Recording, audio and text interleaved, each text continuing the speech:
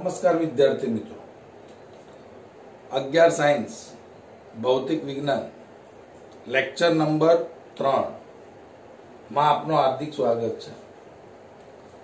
Last time આપણે ભણી ગયા હતા ભૌતિક રાશિ, મૂળભૂત ભૌતિક રાશિ, સાધિત ભૌતિક રાશિ, પૂરક ભૌતિક રાશિ, અને આપણે આવું પણ ભણી ગયા હતા કે મૂળભૂત ભૌતિક રાશિની સંખ્યા 7 છે અને મૂળભૂત ભૌતિક રાશિનો ઉપયોગ કરીને આપણે સાધિત ભૌતિક રાશિ બનાવીએ છીએ। અને ત્રીજી વસ્તુ બોલેલા આપણે પૂરક ભૌતિક રાશિ, અને પૂરક ભૌતિક રાશિ બે છે, સમતલ કોણ અને ઘન કોણ। આજે આપણે સમતલ કોણ અને ઘન કોણ વિશે પૂરી માહિતી મેળવીશું। ઓકે, તો સૌપ્રથમ તમે જોશો તો આપણે આ પૂરક ભૌતિક રાશિ આવું ભણી ગયા હતા। પૂરક ભૌતિક રાશિના આપણે કેટલા પ્રકાર બનાવ્યા હતા? 2। સમતલ કોણ અને ઘન કોણ। તો સૌપ્રથમ આપણે સમતલ કોણ ની ચર્ચા કરીશું। સમતલ કોણ ની શું કરીશું? ચર્ચા કરીશું। તો સમતલ કોણ ની સૌપ્રથમ આપણે મિત્રો ડેફિનેશન જોવું પડશે। ડેફિનેશન કે છે વર્તુળ ના ચાપ, વર્તુળના ચાપ અને વર્તુળના ચાપ, વર્તુળના ચાપ અને ત્રિજ્યા ના ગુણોત્તરને આપણે શું કહીએ છીએ મિત્રો? વર્તુળના ચાપ અને ત્રિજ્યાના ગુણોત્તર, અને ત્રિજ્યાના ગુણોત્તરને આપણે મિત્રો શું કહીએ છીએ? સમતલ કોણ કહીએ છીએ। જુઓ બાળકો, આ ડેફિનેશન સમજશો કેવી રીતે? વર્તુળના ચાપ અને તેની ત્રિજ્યાના ગુણોત્તરને આપણે સમતલ કોણ કહીએ છીએ। મિત્રો પીઝા ખાધા છે આપણા? હવે તો છે ને મિત્રો લોકડાઉનમાં પીઝા બી લોકોએ ઘરે બનાવવા લાગ્યા છે। આ જુઓ, આવા પીઝા આવે ગોળ। કલ્પના કરો, તમને સમજાવવા માંગુ છું સમતલ કોણ શું છે। હવે જ્યારે પીઝા બની જાય છે પછી આપણા મમ્મી શું કરે છે? પેલું ગોળ કટર આવે છે, એનાથી આમ કાપે છે। તો એક કટ અહીંયા લાગે છે, એક કટ અહીંયા લાગે છે, એક કટ અહીંયા લાગે છે અને એક કટ અહીંયા લાગે છે, આવી રીતે કાપે છે। બરાબર છે? આવી રીતે કપાય। પછી આપણે જયારે ખાવાનું ચાલુ કરીએ છીએ ત્યારે માની લો કે આ પીસને હું ઉચકું છું, તો આ પીસ કેવું દેખાય છે? જુઓ, તો આ પીસ દેખાય છે આવું।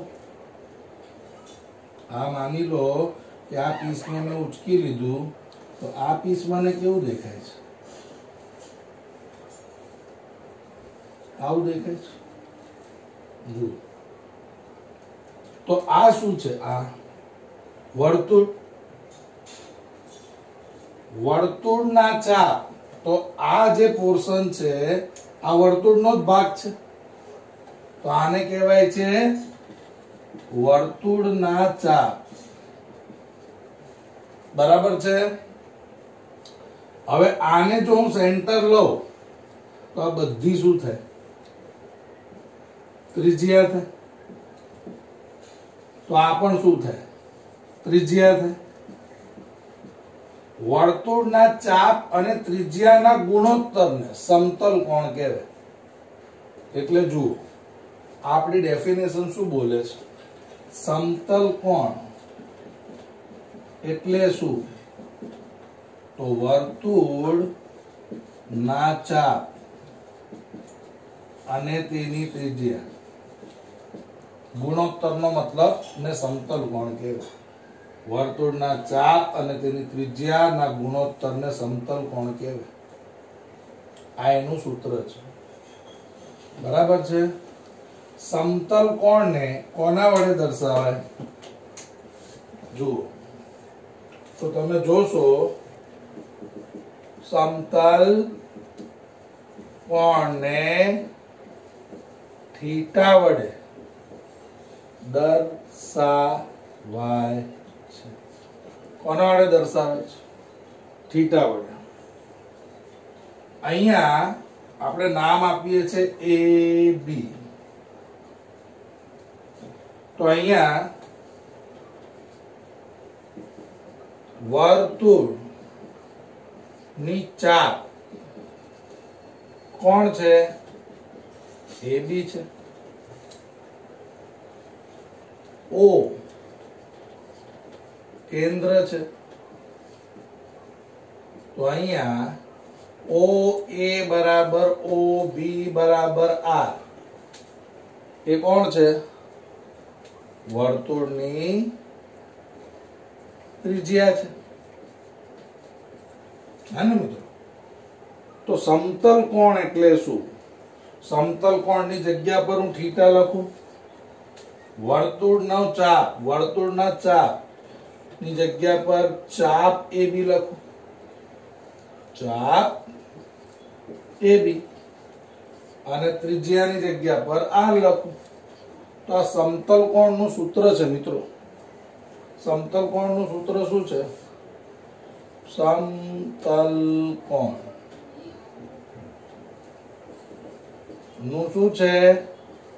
સૂત્ર છે સમતલ કોણ. જો ડેફિનેશન તમારે મિત્રો કમ્પલસરી આવડવી જોઈએ. વર્તુળના ચાપ અને તેની ત્રિજ્યાના ગુણોત્તરને આપણે શું કહીએ છીએ? સમતલ કોણ. સમતલ કોણને સમતલ કોણ બરાબર વર્તુળાકાર ચાપના છેદમાં ત્રિજ્યા. સૂત્ર આવશે થીટા બરાબર ચાપ. જો મિત્રો યાદ કરો, નાના ધોરણોમાં ધોરણ 9 અથવા 10 ધોરણમાં આવો આવતો હતો. ખૂણો બરાબર ચાપના છેદમાં ત્રિજ્યા. જો ખૂણો બરાબર, ખૂણો કેવું? ચાપના છેદમાં ત્રિજ્યા. સમજો છો? હવે હું શું કહું છું કે આ જે સમતલ કોણ છે ને, સમતલ કોણ નો એકમ રેડિયન છે. સમજો છો? અને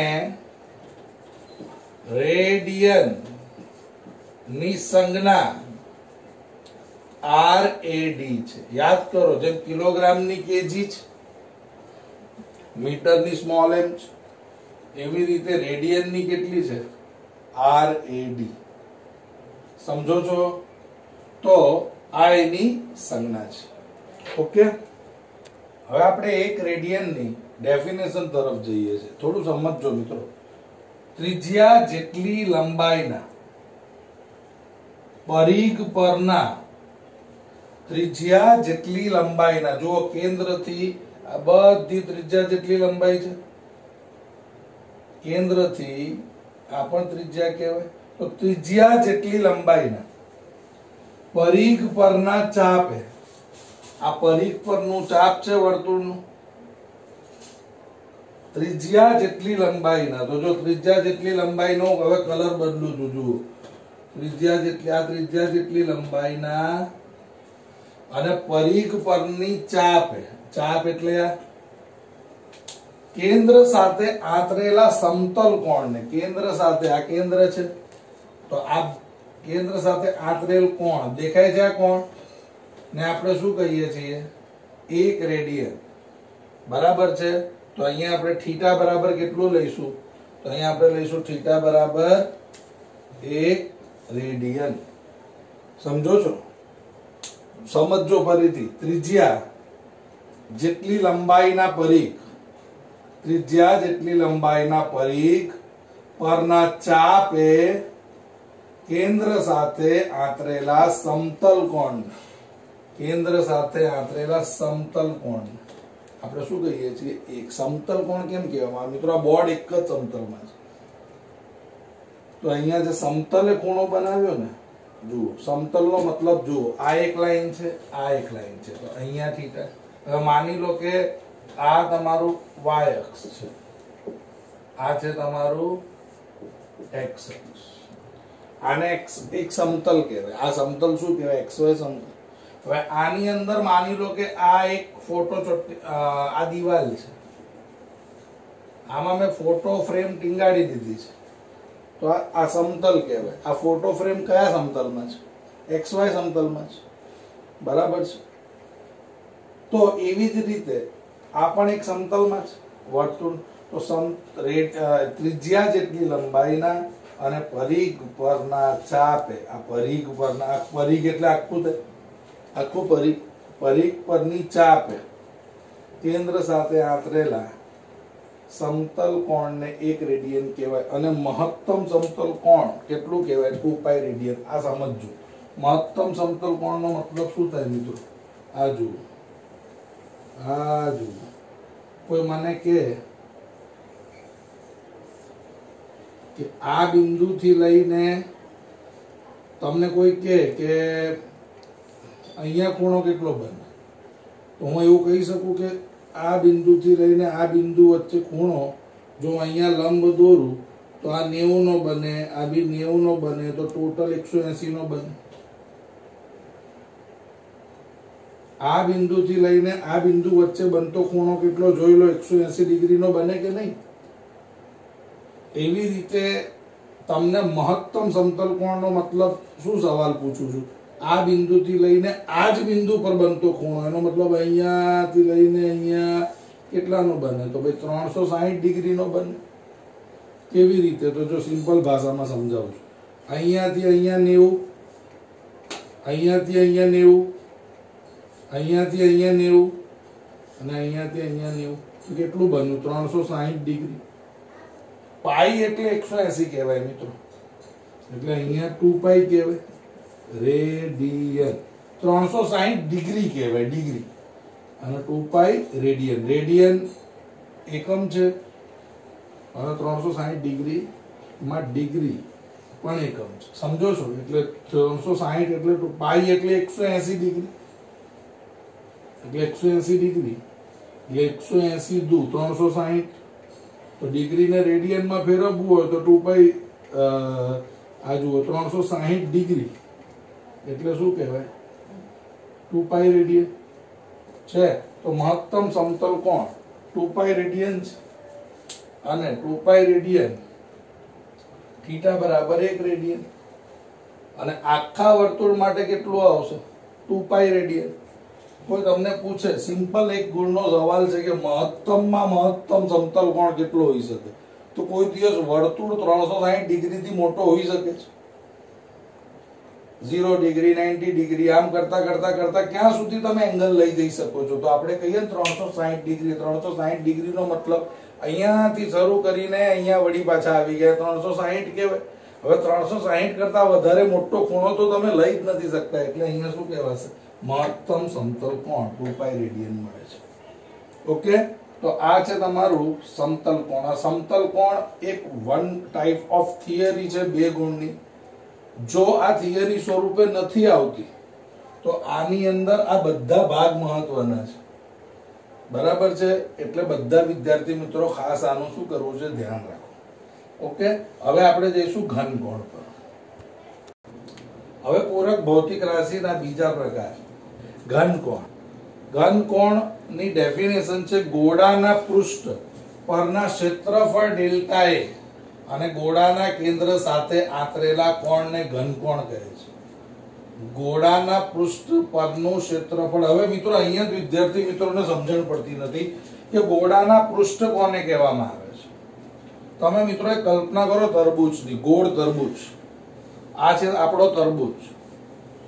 હવે જ્યારે તમે માર્કેટમાં તરબૂચ લેવા જાઓ છો ત્યારે એમને તરબૂચ લઈ આવો છો મિત્રો. માર્કેટમાં પૂછો છો કે ભાઈ તરબૂચ મીઠું છે, તો પેલો કહેશે બહુ મીઠું છે, એમને લઈ આવો છો? નહીં. ત્યારે તમે બોલો છો કે ભાઈ મને બતાવો કે રીતે ખબર પડે, તો પેલો તરબૂચ વાળો શું કરે છે? 4 વાર ચપ્પુ મારે છે, 1 વાર, 2 વાર, 3 વાર, 4 વાર, તો એક આટલો પોર્શન બહાર નીકળે છે. કેવી રીતે બહાર નીકળે છે? તો આવી રીતે બહાર નીકળે. જુઓ, આવી રીતે તરબૂચનો જે ભાગ છે એ આવી રીતે બહાર નીકળે છે. જુઓ, આવી રીતે. આમાં તમને ખબર હોય તો આટલો પોર્શન, આ ઉપરનો લીલો ભાગ, આ આપણો વ્હાઈટ ભાગ અને આ લાલ ભાગ, આટલો ટુકડો કરીને તમને ટેસ્ટ કરવા આપે છે. જો આ મીઠું હોય તો તમે તરબૂચ લો છો. સેમ ટુ સેમ આ જ વિચારવાનું છે.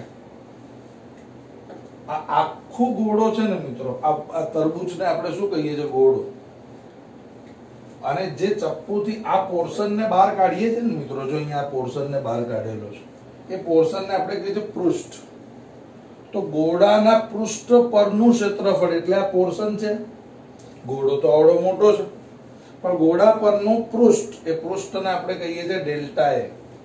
ગોળાના પૃષ્ઠ પરનું ક્ષેત્રફળ ડેલ્ટા એ ગોળાના કેન્દ્ર સાથે સંકળાયેલા કોણને. હવે મિત્રો અહીંયા છે ને જરા કલ્પના કરશો તો આઈડિયા આવશે. સમતલ કોણ અને ઘન કોણમાં ફરક શું છે મિત્રો? તો સમતલ કોણમાં ગોળો નતો, વર્તુળ હતું. સમતલ કોણમાં વર્તુળ અને આવી રીતે ચાપ, એટલે સમતલ આવતું હતું. સમતલમાં ફક્ત 2 ત્રિજ્યા હતી. પણ જરા તમે કલ્પના કરો, આ છે ને તરબૂચના ટુકડાની, તો આ તરબૂચના ટુકડામાં 4 કિનારી છે.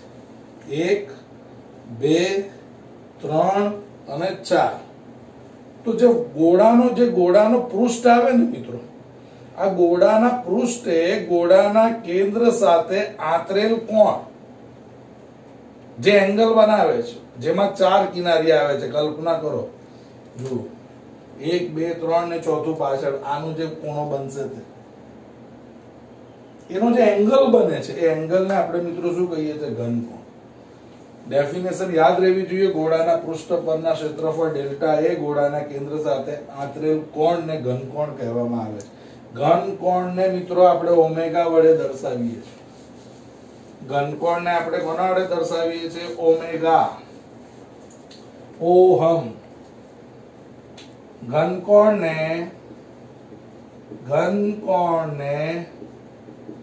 ઓહમ વડે દર્શાવાય છે. ક્લિયર? ઓહમ વડે દર્શાવાય છે. કોને? ઘનકોણ.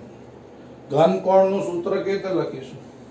ઘનકોણ બરાબર ગોળાના પૃષ્ઠ પર નું ક્ષેત્રફળ ના છેદમાં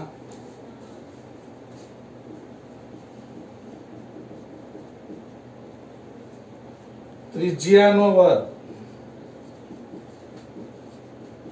યાદ રાખજો, આ ડેફિનેશન તમે આવી રીતે, જો એક ડેફિનેશન છે ગોળાના પૃષ્ઠ પરનું ક્ષેત્રફળ એ ગોળાના કેન્દ્ર સાથે આંતરેલા કોણને ઘનકોણ કહેવામાં આવે. આવું મજા નહીં આવે ને તો બીજી પદ્ધતિ બી છે, આવું બી તમે કહી શકો છો.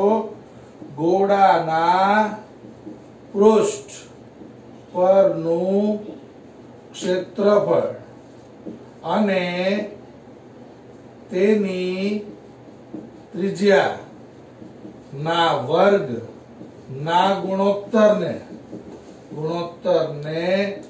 ઘનકોણ કહે છે. ઘનકોણ માં અહીંયા આપણે પૃષ્ઠના ક્ષેત્રફળને શું કહીએ છીએ?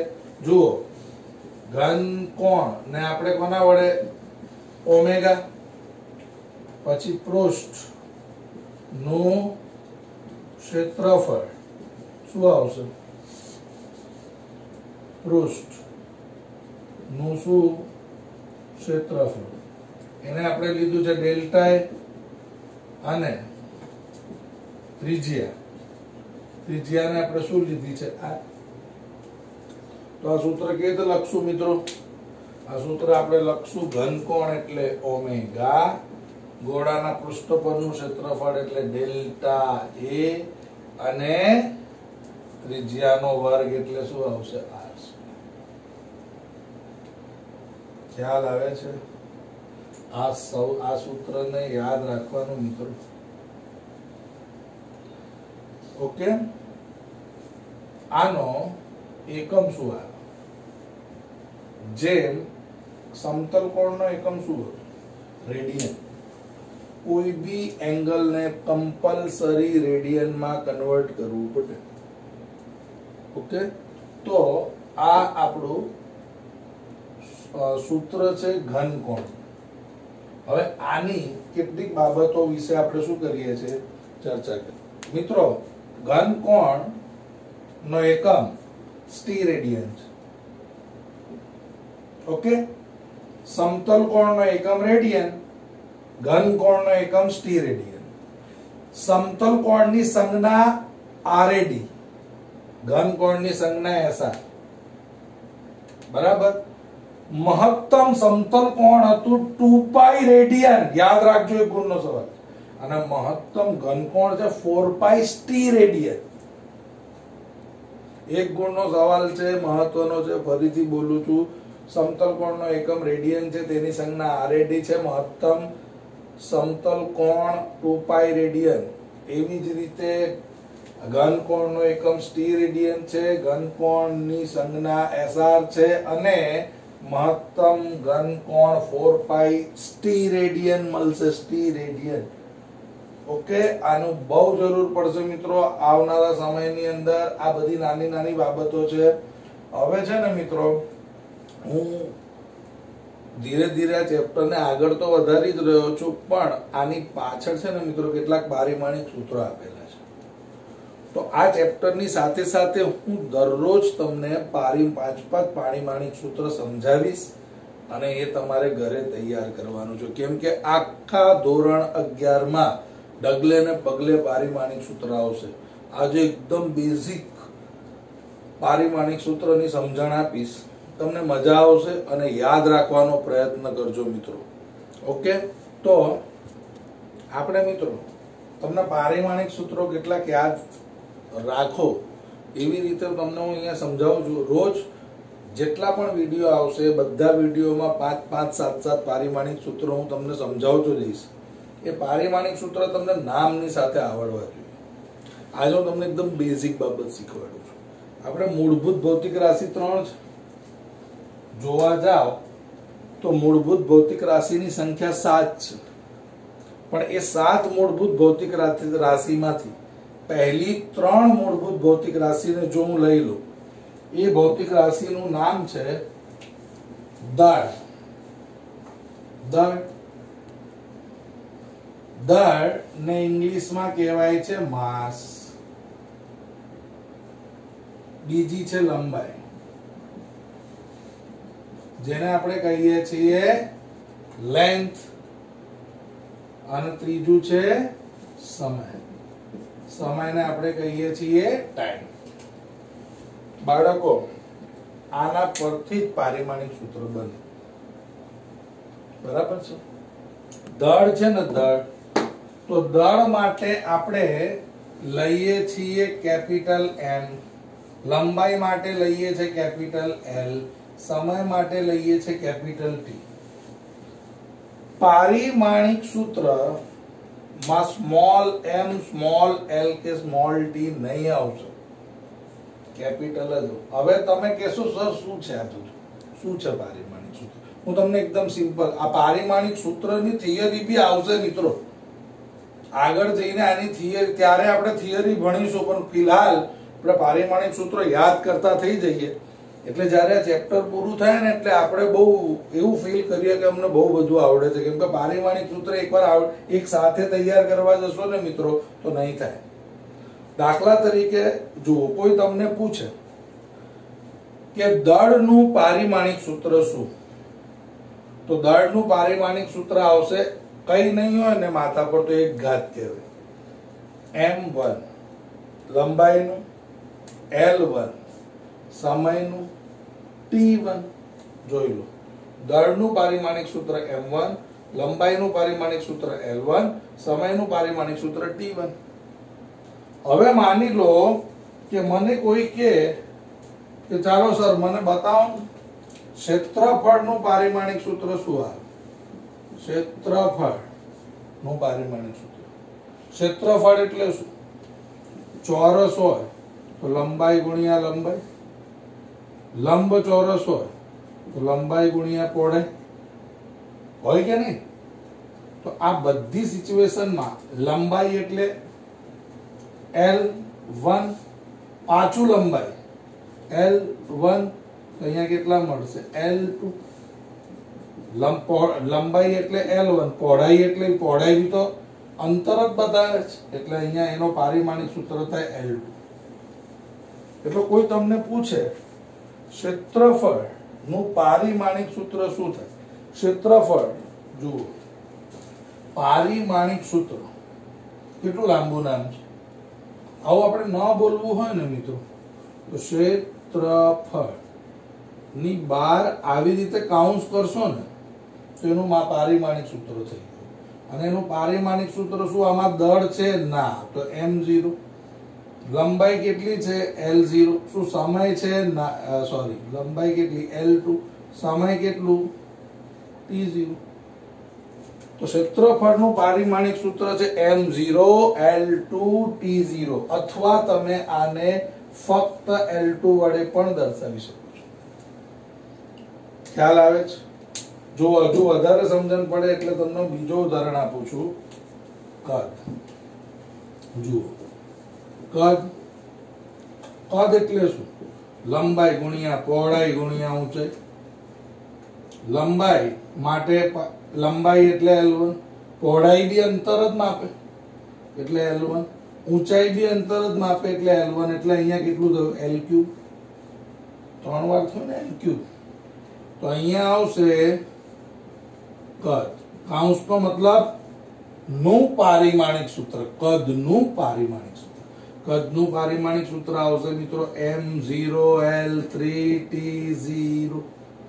આવું ન બોલવું હોય તો તમે એને L3 વડે પણ દર્શાવી શકો છો. આ કદનું પારિમાણિક સૂત્ર છે. ધીરે ધીરે તમને મિત્રો મજા આવતી જશે. હવે જો મને કોઈ એવું પૂછે દળનું પારિમાણિક સૂત્ર તો હું કહીશ m1, લંબાઈનું પારિમાણિક સૂત્ર તો હું કહીશ L1, મને કોઈ પૂછે સમયનું પારિમાણિક સૂત્ર તો હું કહીશ T1, મને કોઈ કે ક્ષેત્રફળનું પારિમાણિક સૂત્ર તો હું કહીશ L2, મને કોઈ પૂછે કદનું પારિમાણિક સૂત્ર તો હું કહીશ L3. આવી રીતે તમને યાદ રહેવું જોઈએ મિત્રો. આશા છે કે તમે યાદ કરશો. હું હજુ એક બે તમને ઉદાહરણ આપીશ. જુઓ, ઘનતા એટલે શું?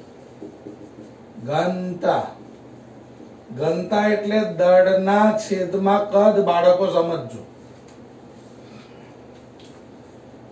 કોઈ પણ એકમ કદ દીઠ પદાર્થના દળને ઘનતા કહેવાય. એકમ કદ દીઠ પદાર્થના દળને, એકમ કદ દીઠ પદાર્થના દળને ઘનતા કહેવાય. બરાબર છે? જેમ ક્ષેત્રફળનો મતલબ એરિયા થાય, કદનો મતલબ વોલ્યુમ થાય, એવી રીતે ઘનતાનો સિમ્બોલ છે રો. રો સિમ્બોલ છે. બરાબર છે? હવે કોઈ મને કહે કે દળનું, હવે મને જો આવું ખબર હોય ઘનતા એટલે શું, એકમ કદ દીઠ લાગતા દળને ઘનતા કહેવાય, તો મને આવું ખબર પડે કે દળ માટે શું લેવાય? m1 હમણાં જ ભણાવ્યું. જો દળ માટે શું કહેવાય? કઈ નહીં હોય તો 1 આવે. અને કદનું હમણાં તાજું ભણાવ્યું L3.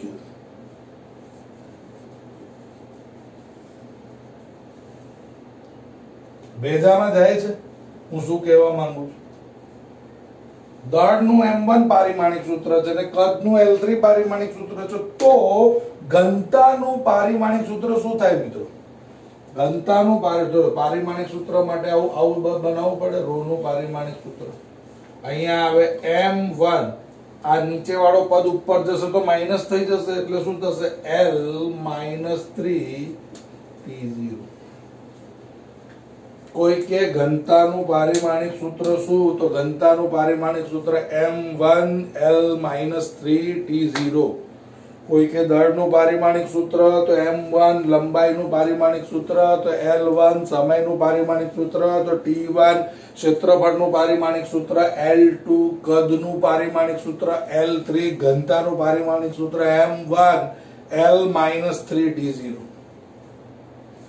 ખ્યાલ આવે છે? તો આ પારિમાણિક સૂત્ર આજે જોવા જાવ તો 1 2 3 4 5 6 પારિમાણિક સૂત્ર મેં તમને કરાવ્યા, બેઝિક છે.